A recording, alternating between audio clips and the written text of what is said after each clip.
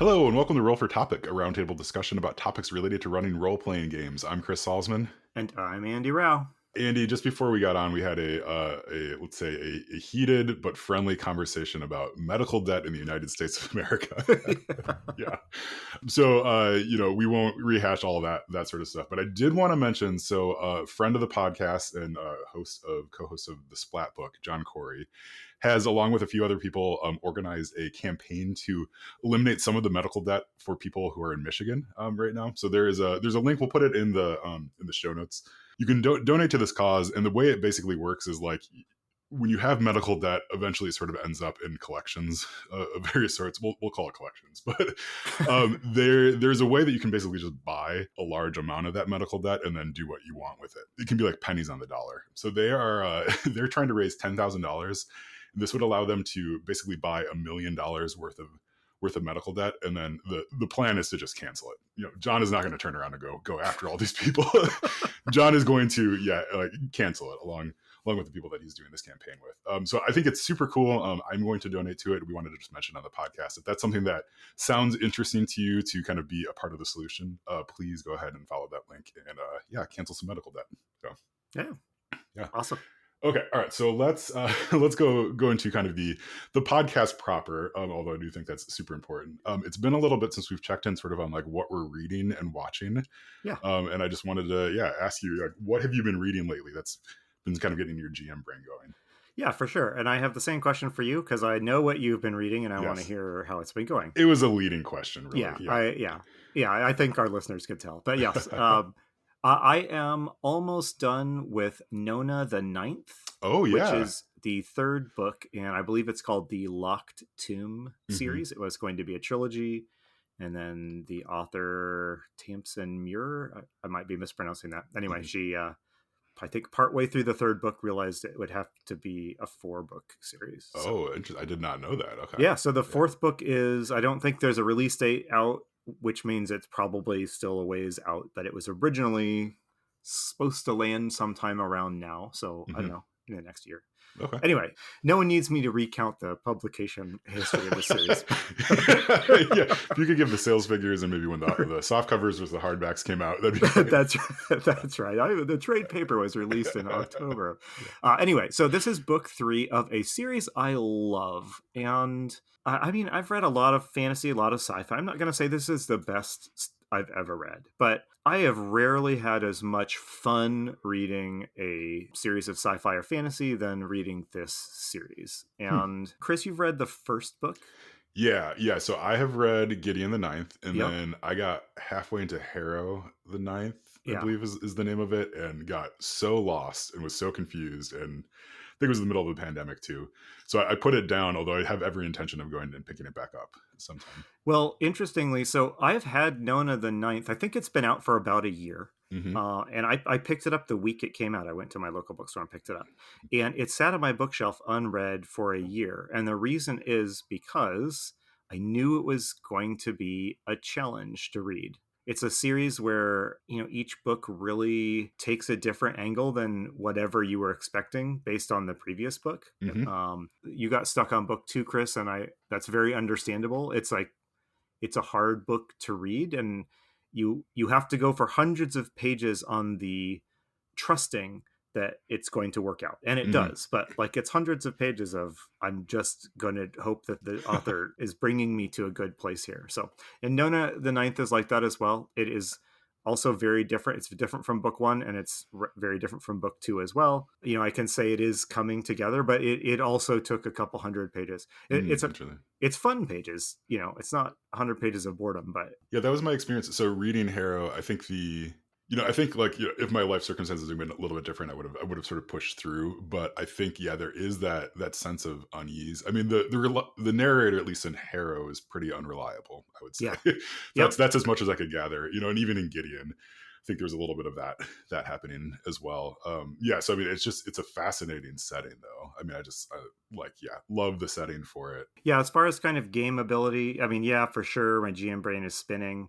I've Googled around, and there's one or two kind of fan light RPGs in this Mm-hmm. setting, and you can see why, because it's a setting that has this rigidly defined, most of the main characters in the setting are some kind of like magic user, basically. Mm-hmm. They're all kind of a variant of necromancer. Yeah. It would map very easily to like, oh, each of these 9 types of necromancer is a character class, Yes. right? Yeah. and Yeah. and so there is it wouldn't shock me at all if the author has some RPG playing experience in their blood. Yeah, but that said, it's one of those settings that is very, very cool. Maybe hard for me to imagine what I would do in it, simply because the book seemed to be telling the main story that the setting was built to tell. Yeah. And so, as we have discussed on numerous occasions with something like Dune, incredible setting on paper, maybe a great RPG setting. In practice, what are you going to do? Because its story was wrapped up in Paul Atreides and the Mm-hmm. planet Dune and stuff like that. So I feel similar vibes here. So I mean, I would be delighted to see a Kickstarter or something for an official Locked Tomb RPG. But Yeah. at the same time, I am not sure what I would do with it. Yeah, it's an interesting point. I mean, I feel like we've shifted into a media landscape where like it used to be that if your favorite comic book or whatever got a movie adaptation, it was like, oh, finally, like you are legitimate. You're a legitimate, part of culture. And now it feels like it's like we're sort of like waiting for the role playing game version of everything. Like Yeah. that's the marker of like, oh wow, this is really has some legs. But I'm with you. Like after reading Gideon the Ninth, I think there's a lot that would be fun there to have at the game table, but I don't know what story you would tell or like what adventure you would do. It has made me think about the different ways that settings from books or movies have been moved into RPGs. And I think we're about to talk about Tolkien, so Mm-hmm. we can talk about that soon or Yeah. whatever. But I mean, there's been tons of literary and other settings brought into RPGs. And if you take Dune, for example, you're going to make a Dune RPG. And yeah, I realize there's a Dune RPG. Mm-hmm. What do you want that game to be about? Like, is your job to recreate in a framework of the language of an RPG, a setting in which players can go in and do whatever they want? Mm-hmm. Because that's like the approach that like Iron Crown took with the old Middle Earth role-playing game. Their clear goal in that was like, we are going to translate this massive awesome world into RPG terms. Like, what you didn't find in there was like how to tell a story that feels like Tolkien, or there wasn't talk about the themes or stuff like that. And on the other hand, we have seen a lot more like of kind of very theme focused games, and are all about, this isn't a story about doing anything you want in the Star Wars universe. It's a story about being Han Solo in the Star Wars universe. And yeah, those are also, I love those. They do come at the cost of that expansiveness of the setting. You're reading Lord of the Rings. yes. So like, I'm wondering if you want to like muse on that a little bit as you tell us how your read through has been going. You mentioned retelling the events of the story, versus like being able to tell sort of a different adventure, different story within the setting. And I've been thinking about that a lot on this read through of Lord of the Rings. So I just gotten through, like, they just got through the Mines of Moria, right? Like, so Gandalf is gone, and now they're entering Lothlorien right now. The Fellowship is like, so that's where I'm at in my read through. The thing that is just really striking me with this is how often they run away from problems, like, and run away from fights, and how little fighting there is in at least especially in Fellowship. It is not their first inclination to like stay and fully eradicate all the orcs, right? In Moria, right? It's like, oh no, there's a giant problem, like we need to find a way through Moria as fast as possible, because like this is not our goal. And I think like a standard adventuring party, like the thought of like running from all of your battles is like, that's not like, not how they're going to interact with your story at all. But like, that is the story that Tolkien is telling, is like this story of, of these adventurers, like hitting a roadblock and like sneaking around, or, or fighting for a little bit. And then as soon as they have an opening, getting away. I mean, I don't think it's until probably later on in the story, maybe like Helm's Deep might be the first time that they try to make a stand. And even then they end up having to retreat, right? Yeah. So it's not these like, it's not like a series of these decisive battles, which might be how a lot of like D&D style campaigns Yeah. campaigns end up going. So like if I was going to do a Lord of the Rings game and I wanted to feel like Tolkien-esque, there'd be a lot of like group singing Yeah. singing in it, right? Or a lot of like campfire scenes, right? There's quite a bit of like role playing opportunities in the way that Tolkien tells stories, and a lot less fighting fighting than people might remember.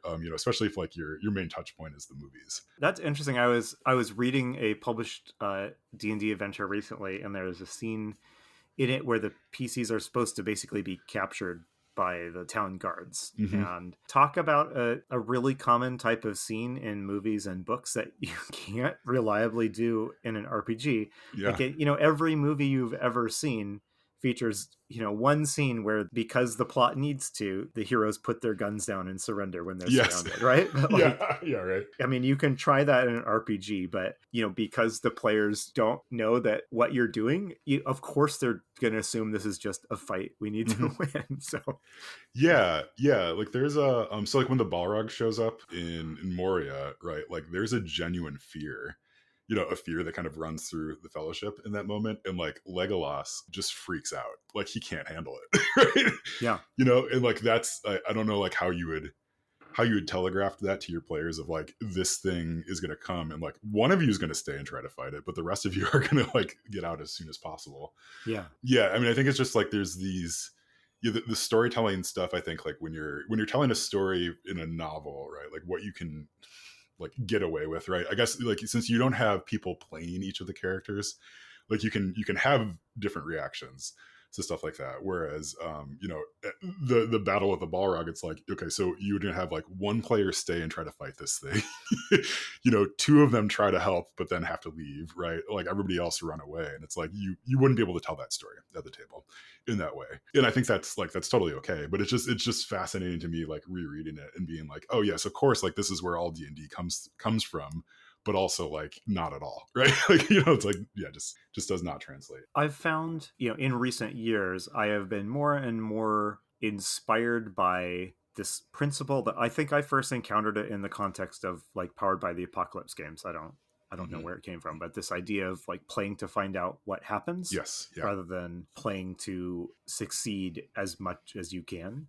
Yeah. I find that is a window towards something more like that literary experience of the Balrog encounter that would be hard to have that naturally play out in a traditional D&D-esque game. Yeah.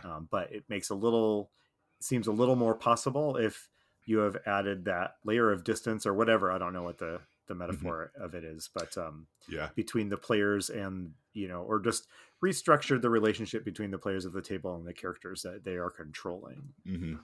Yeah, I think I mean, as I've played more and more games, I think I tend to I've lately been more open to the idea of like, let's find sort of the flaws in the character, and like, yeah, kind of leaning into those times where it kind of doesn't go right, because like that's just the more fun and interesting Hmm. interesting part of the game. I mean, I think that's why I'm attracted to something like Blades in the Dark, where you have a built-in trauma system, right? Of like, yeah, this was too much for you, right? And like, so now your character is changed in a way that's not like oh, you're changed because now you have access to level 4 spells, right? It's Yeah. like, yeah, Yep. you're changed because like you went through something really hard, and like that's going to affect your decision making going forward, and even like how you can interact with the world. So like one other thing I want to mention, so like so where I'm at in the Fellowship of the Rings is so like they're going into Lothlorien, and like they've just told Gimli that he has to be blindfolded Yeah. in order to go in. Yeah. And like if we're talking about stuff that you could game, like you could put at the game table, like that's a brilliant bit of storytelling Yeah. right there. It's like the elves do not trust the dwarves. Legolas is saying like, no, like Gimli's a good one, like he's a good one, but it's also like, but also no dwarf has ever seen Lothlorien, right? So like you have like all this tension happening, and it's all over just like, can Gimli wear a blindfold or not, right? And like Yeah. you have Gimli's like kind of strong personality saying like, of course I'm not going to wear that, like, yeah.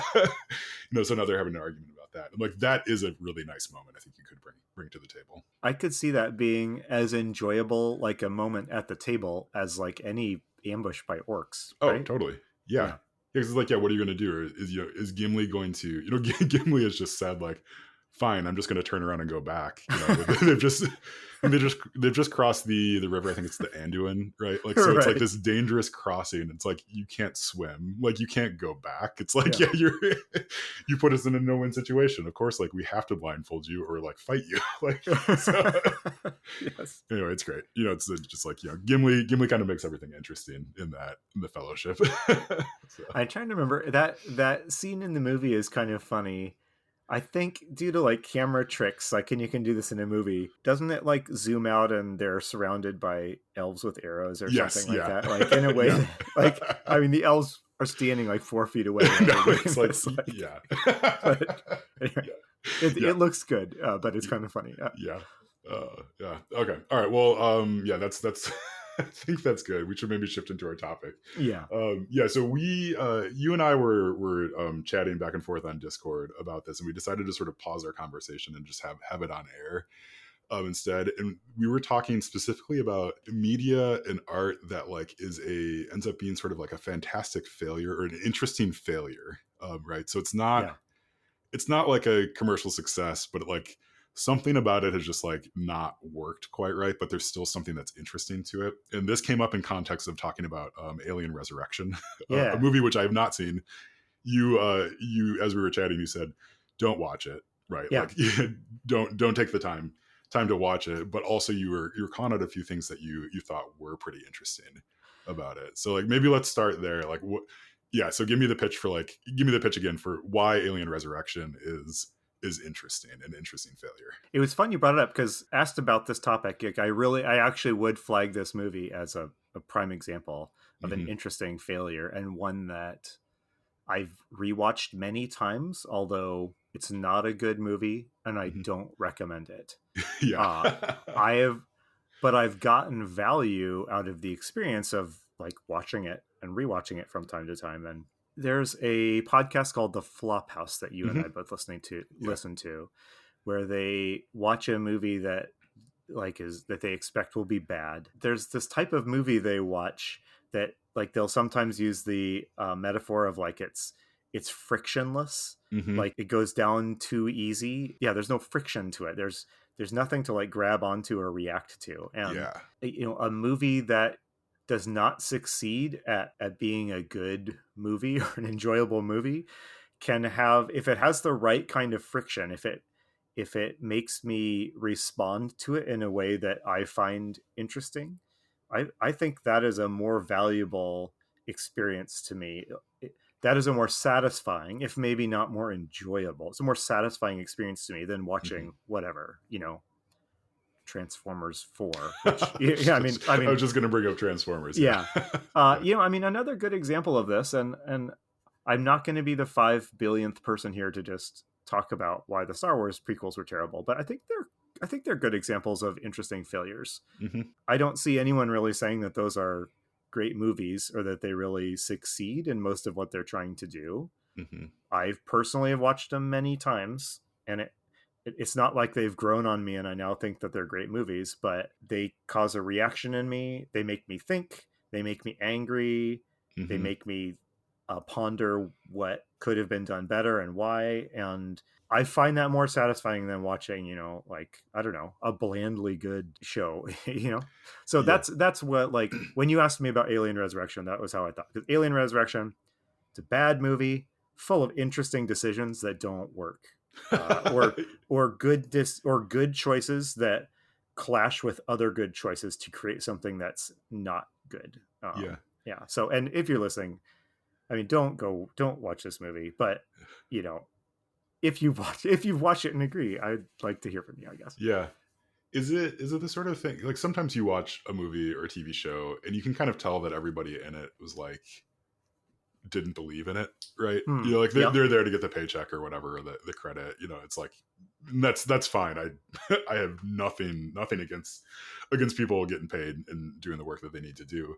But like, did you get that? Do you get that feeling watching Alien Resurrection that like everybody there was like, oh no, we are making a terrible Alien movie.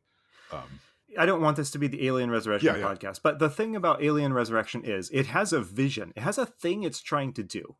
Hmm. It has two things it's trying to do that that don't work together and collide in a disastrous way.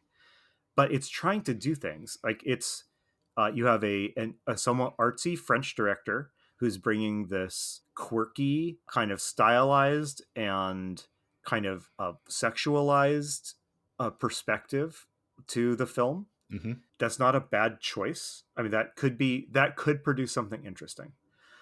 You also have a script. I think it was written by Joss Whedon. It's a really Joss Whedon style script, and with Joss Whedon style characters. And Joss Whedon is not a great person, but like setting that aside, that is a choice for a movie that could produce something good.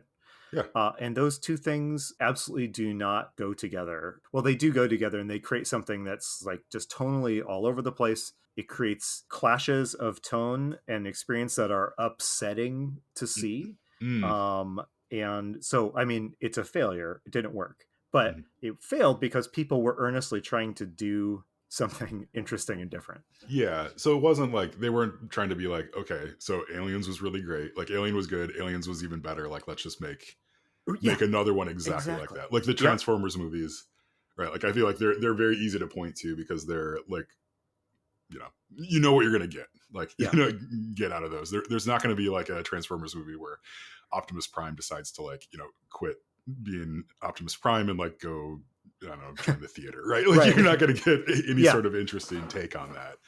Yeah, and I mean, I think there's a lot to be said for trying something like that. Like, I mean, part of me wonders, like, would it have been successful if it wasn't called Alien Resurrection?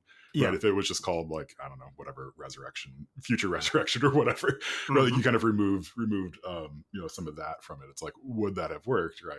I think the other thing, just like a side thought, like, I'd kind of forgotten about this, like, just how much like Whedon was integrated into like nerd culture for a certain amount of time, and like again, like not a great person, but like it's just like like, so when you brought that up, I was like, oh, of course he was involved. Right? Like it's like right. Of course, right? Well, this would have been fairly early. I don't remember the timeline exactly, but I think Buffy was still going at that time, so this is like kind of in that time period where that particular Joss Whedon style of just telling a story in a kind of nerd franchise was being fleshed out, I guess. Yeah.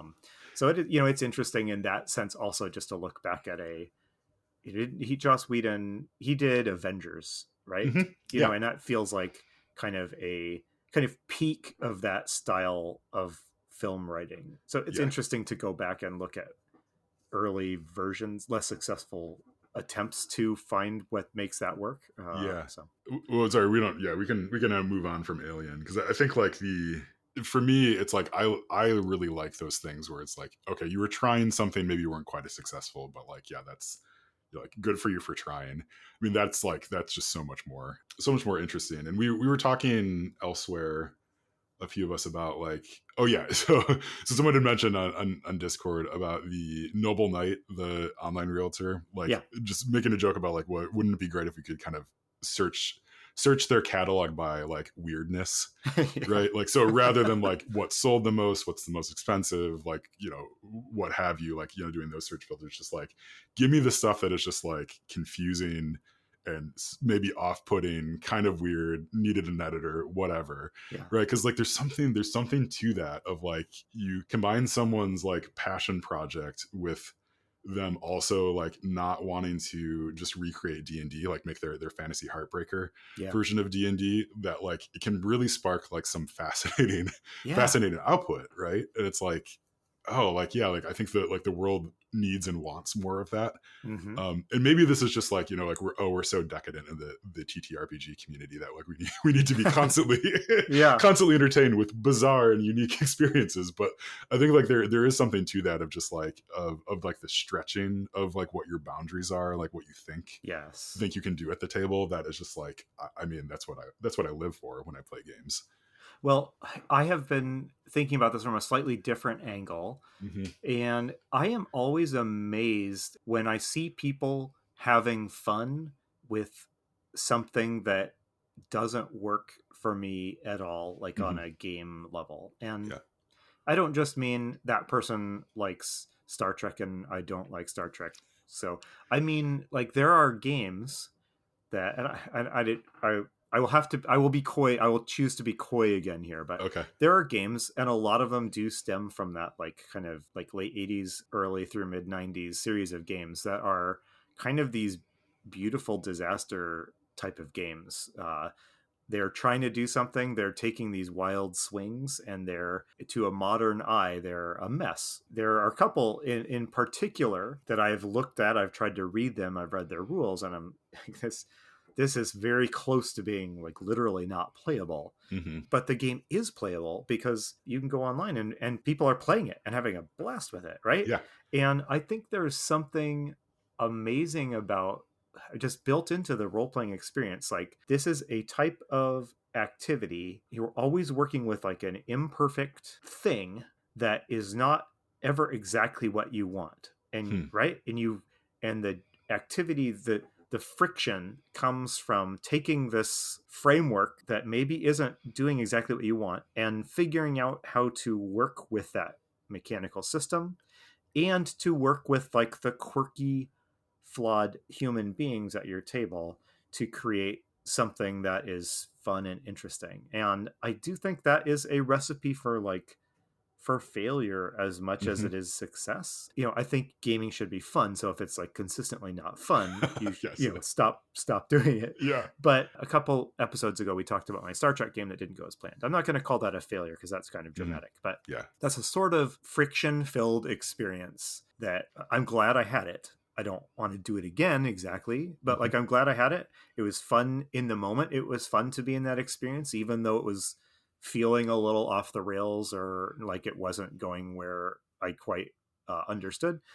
But I had a lot of fun in the moment, and then I had fun reflecting on it. I mean, that's not the same thing exactly as like kind of a flawed but interesting film or something, but it is a type of kind of social experience that has space for like those failures, or like that session just was kind of a dud, Hmm. or this combat didn't work, or I botched the rules. And it's not a fatal flaw in your campaign. It's something that you can keep moving forward, and it kind of just gets rolled into this longer term experience you're having. A few things just to react from that. Like, there is something the splat book guys talk about is like how like D&D is not just one thing that's handed down to us from Wizards of the Coast directly, right? Like, Mm. you like with any game system, D&D is sort of easy to pick on, but you have sort of the written rules, the rules as written, whatever. Then you have sort of like, yeah, what your players actually want to play, and then sort of what you hack together from from all those little bits and pieces. Then even if you're following a published campaign, you're probably tweaking it and stuff like that. And I think there is this mentality that I think like the publishers might, the big publishers might have, of like, oh well, if we can just give you the right tools, you'll be able to run this correctly and sort of buy the book, right? So if we Hmm. can just give you the right VTT, we can just get you the right, the books in your hand, everybody reads them in the right way, everybody has a character sheet in just the right way, then everybody's experience of D&D can be standardized and exactly like how everybody else's experience of D&D is. Yeah. And like, that is, in my estimation, that would be the worst possible thing to happen to a Hmm. game. Like, you might want that if it's a board game or like a card game or something like that. You might want everybody to have that shared experience of like, this is exactly how it's played, because then I can go sit down with someone else and play the exact same board game and with the same rules and all that. But like, for D&D to fall into that pattern, I think like it would be, you'd be erasing all those like failure points, and that would make the game less fun, right? For me, at least. I think there might be some fun to be had with like the mastery of the system, but at that point, like, just go play Baldur's Gate 3. Yeah. Right. Like, Hmm. you can have your simulation, have your simulation if you want it. Like, I'm here for the narrative, right? Like, that's sort of like the give and take there. Your Star Trek game, for example, I think is a fantastic example of, like, let's say that had gone perfectly. Like, let's say you didn't have the friction, the friction that you felt at the table and everything. Like, it would have been a great session, right? Like, Hmm. the rules would have, like, yeah, would have told you ahead of time, like, hey, don't fall into this trap, you don't fall into the trap, and then, yeah, your session goes as planned. But then, like, I don't know, like, would you have, you'd have a story to tell about that session, but maybe the story to tell would not be as interesting. You wouldn't have talked about it on the podcast, or would have been a throwaway, like, yeah, hey, like, we had a good Star Trek session, like, Yeah. then we move on.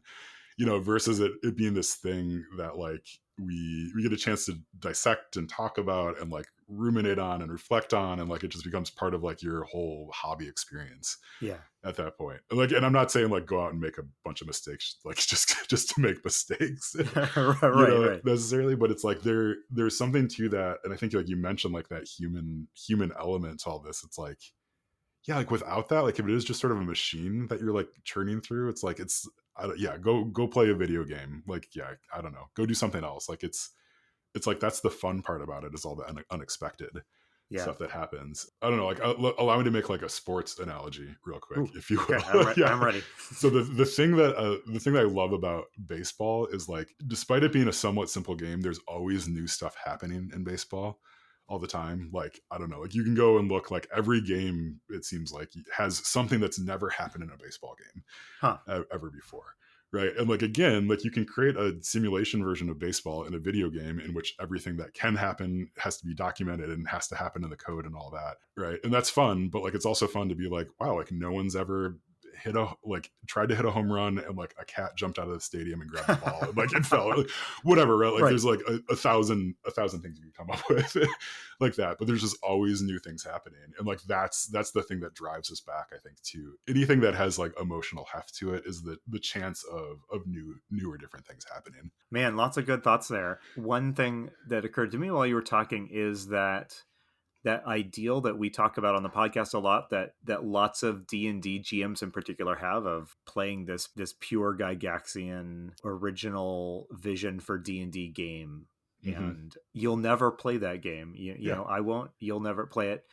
There could be tremendous value in trying to work your way towards that experience and what that experience looks like in your mind, which is going to be a little different from what that pure D&D experience looks like in my mind. And you could find a lot of that good friction in like wrangling with what, your 5e rule set to try and get to that experience. It also made me think of games like Mork Borg that Mm-hmm. I think are, kind of deliberately kind of incomplete. Mm-hmm. I mean, Mork Borg is like, by kind of a standard set of expectations for what to find in a rule book. I mean, Mork Borg is like 40% of a game, right? Yes, Like, if that, yeah. And I mean, I was talking to someone at World for TopicCon about this. If you stick to just like what's in the Mork Borg rulebook, you'll have exhausted all of its content in like 2 game nights tops. Mm-hmm. Yeah. But the game doesn't want you to do that. The game wants you to get in there and make some dumb stuff yourself, right? Mm-hmm. And figure out what you want your Mork Borg to look like. And I don't know. Maybe I'm drifting away thematically from where we started here, but this is a hobby where you can do that in a way that I can think of precious few other experiences that involve this kind of constant negotiation, missteps and successes, and learning throughout, and like slow movement towards the kind of experience you want to have. Yeah, and I think for me the really fun part is like you have this, yeah, you're sort of like navigating and trying to find the experience that you want, and then all of a sudden a new system will show up and you'll be like, oh my goodness, like I've been missing something all along, right? Like you like, then it takes you off in a different direction. Yeah. And then maybe you come back, right? And it's just like, perhaps this is different for people who play 5 nights a week, right? Like maybe you get into your pattern. I'm thinking about like so Tim Saucer and Toby, they both just ran a version of Strahd Must Die tonight. It's a hack of Curse of Strahd where you play in one night. You just go in and you try to kill Strahd as quickly as possible, right? Yeah. Like, and they did this brilliant thing where they had an actual hourglass that they flipped over, right? So they flipped it over on the table, and whenever it ran out, like Strahd or Strahd's minions would kind of show up and make things worse for the players. And it's just like such a brilliant thing, like, right, like it's not in the Curse of Strahd rulebook to like go get yourself an hourglass, right? Like, yeah, and it's the sort of thing like that could have been a failure. Like, by all accounts, it went really, really well and was super fun, but it's just like such like a thing where it's like you don't know until you try if it's going to work, right? Yeah. And like to me, like that is always the point whenever I'm running a game where like I figure out the thing that's going to scare me to try. like in the game session, it's like, yes, that is the thing that I have to try now. Like Oh, I have to interesting. do Yeah. this, right? Because like I got to see if it's going to work, right? Like because it's like you have to see if it's going to work. Yeah. I mean, like to me, it's like it's so invigorating to try those things, and like it would be very different if I was, like on the payroll at Wizards of the Coast. They're like, hey, we need a new Planescape update. Like, please give us Planescape, but it also has to be, broadly marketable to to anyone who hasn't heard of Planescape ever Right. before. Right. And it's like, well, how do you do that when the original was probably written in a much different environment of just like, well, I don't know, like you've got a couple months to like write us something so we can sell it. Right. Like Right. it's Right. Yeah. yeah. This has made me think that a temptation I often fall to is this hope that new games and new products are going to deliver the experience that I'm looking Hmm. for, to give it to me. So, I'm going to take like Star Wars RPGs as an example. We're on maybe, I think, the third company to have, the Star Wars role playing license, Hmm. and more than 3 editions of the Star Wars role playing game. And when a new edition in something like this lands, all the discussion that you see online and that I participate in, the questions I ask centered around this, like, did they get it right this time? Yes. Did they get it Yeah. better than the last one? That sort Yeah. of thing. And then meanwhile, I like to imagine that, like, sitting off in the corner for the last like 25 years, someone's been running a Star Wars game that they hacked into riffs or something Yes. like Yeah. that, right? Like, and they're having Yeah. like this amazing experience that must have been a disaster for like, a Yeah. year until Yeah. they got the beast under control and like and doing what they wanted it to do. Yes. And this is a made up group, but I Hmm.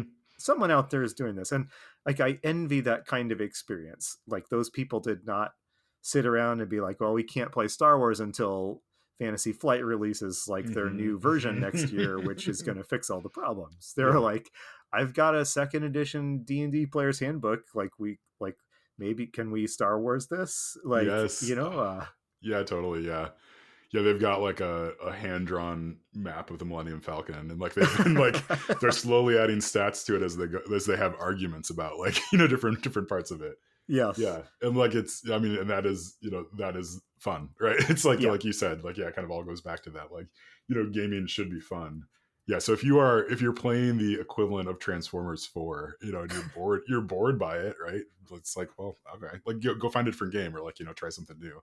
Yeah. Yeah, we need a better example in the Transformers movies. Like I saw Ant-Man 2. Yeah. I'm sure it was good. I have absolutely no idea Hmm. like what happened in it or what the Yeah. plot was. Like, beyond that it had Ant-Man. Like, I couldn't tell you a single thing that happened in it, but it was probably a pretty good movie. Hmm. So like maybe if your Yeah. games are like Ant-Man 2, they're like fine, but like they produce no memorable, there's no friction whatsoever. Like, there's no, Yeah. Andy, who is what is Ant-Man's real name? oh, I might. Do you know? I mean, right? It's like Hey, it's yeah, I'm sorry, I don't know. no, that's fine. Like, I mean, I think that's like a great example of like how certain things can just kind of roll right off you. Right, yeah. Yeah, of like, I mean, I bet you they say it 100 times in that movie. Yeah. There's someone out there is like already composing Yeah. an email to the show, by the way. That's fine. Yeah. You can feel free to Yeah. feel free to hit send. I would love to read it and probably tell you like, Yes. sorry, yeah. But I mean, it's like, yeah, I think the movie that I think about when this comes up is the Sleepy Hollow movie from, I mean, maybe the 2000s or so, and Yep. it might star Johnny Depp. I remember watching that movie, and for whatever reason, I bet you it'd be different now if I watched it, but I watched that movie and then went about my day, and 24 hours later, I was like, I haven't thought about that movie at all. Like, Yeah. yeah. And now I only remember it as the movie that had no effect on me. There's something very sad about that, because a lot of people spend a lot of time making that movie too. And it's just like, I don't know. I'm like, and for other people, maybe that's their favorite movie ever. And like, there's nothing I can say against that, Yeah. against that either. Have you ever had the experience of like, oh, that book sounds pretty good, and then you go to Amazon, it says like, you purchased a copy of this book in like 2015. Yes. Like, oh, Yeah. okay. Oh, okay. Yeah. Yes. I guess it didn't leave much of an impression. Yeah. Okay. All Okay. right. Well, let's, we should up there. wrap up here. Yeah. Thanks for kind of following around on this meandering conversation, Chris. This was an enjoyable one. Yeah, thank you, listeners who stuck out with us. Yeah, this is something we wanted to talk about, and I appreciate so much that you allow us to just take the chance to to have these sorts of conversation on air, and hopefully, it sparks some thoughts for you. By all means, reach out if you have any thoughts that you want to share with us. This is one I would love to hear from you. So if you are listening and you have thoughts on this, please drop us a note. What is the best way to contact us, Chris? People do it, so I don't know how they find our info. But there is a contact page, and I believe both of our email addresses are listed there. You can find them there. I'm sure you can find us on social media too, in various ways too. Just look around. We're pretty easy to find. So please reach out. Please share this with your friends. Do all that sort of stuff. We don't really do self-promotion very well, but we probably should. I think it's a good podcast. So it's self-promotion works best when it's at 45 minutes into your show and you remember to do a pitch for your own show. All right. Well, I think that does it for us. So you should go listen to the Splat Book. They are our sister show on the Roll For It Media podcasting network. John Corey and Kyle Latino. I haven't listened to their latest one, but the discussion in Discord about it has me I can't wait to listen to it. You should. I think the most recent one was they were talking about the so Monstrous, Kyle Latino's book, along with the Cloud Curio folks, funded successfully on Kickstarter. So they were kind of talking a little bit about some of the stuff that went into that. It's a really good discussion. I mean, I think it's rare to get honest sort of postpartum reflections on projects like that about Kickstarters. So I think that's something definitely to listen to if you're just curious about hey, what goes into doing a successful Kickstarter, and also just if you're interested about what the sort of creative process was behind that. Lots of just fun little tidbits in there too. So go listen. I will not do any spoilers for that, so you can go hear it. Hopefully I've tantalized Andy enough to go listen. But I think that does it for us. So I've been Chris Salzman. I've been Andy Rao. Remember, if your player's having fun, you're a great GM.